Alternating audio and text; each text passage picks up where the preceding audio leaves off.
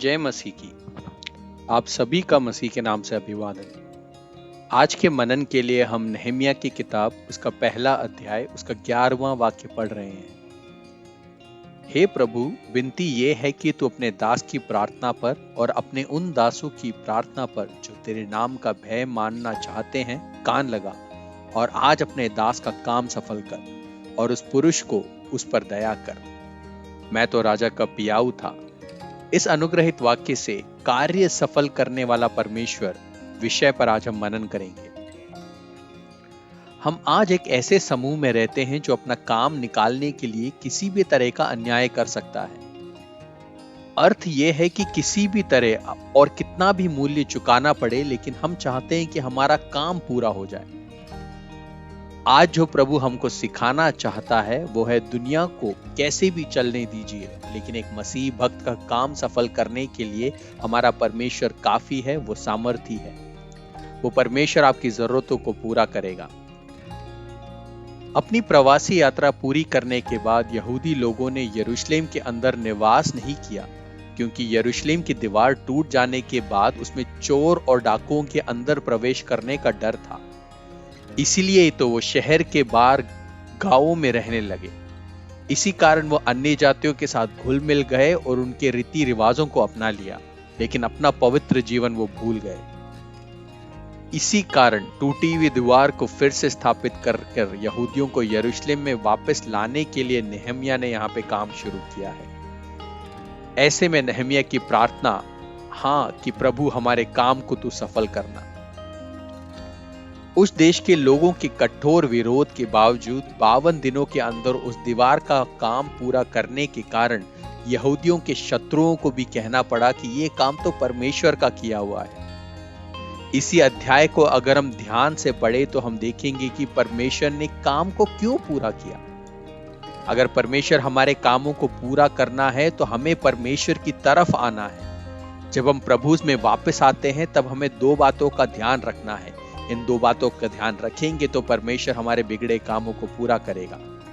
पहला, हम प्रार्थना के साथ प्रभु में वापस आएं। दूसरा, परमेश्वर की आज्ञाओं का पालन करते हुए उसमें वापस आएं।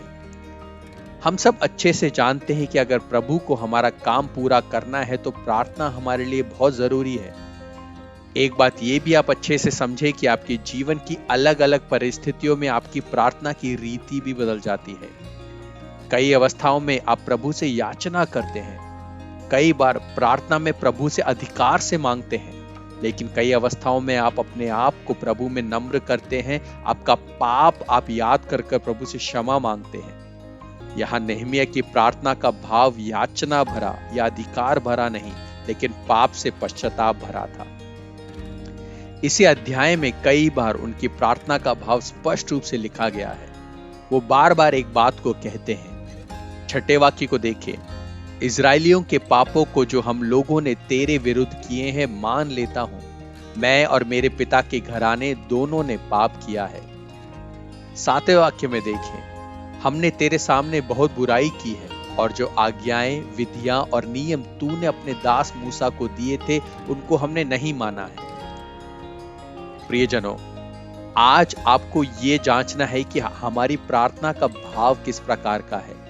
क्या हमारी प्रार्थना का भाव याचना भरा है या अधिकार भरी प्रार्थना है, या नहम्याह के समान हम पाप का बोध होने के बाद एक प्रायश्चित भरी प्रार्थना को प्रभु में रखते हैं। आज प्रभु आपसे किस प्रकार की प्रार्थना चाहता है, ये समझने के लिए आप प्रभु में, भय में और नम्र में प्रभु में आ जाएं।